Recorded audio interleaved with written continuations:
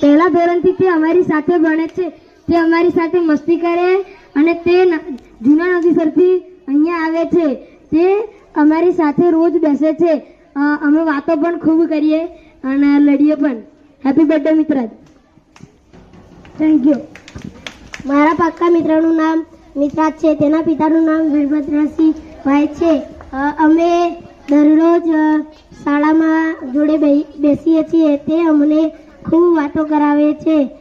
અમે બંને પહેલા ધોરણથી જોડે ભણીએ છીએ. તે જૂના નદીસરથી અહીંયા ભણવા આવ્યો છે.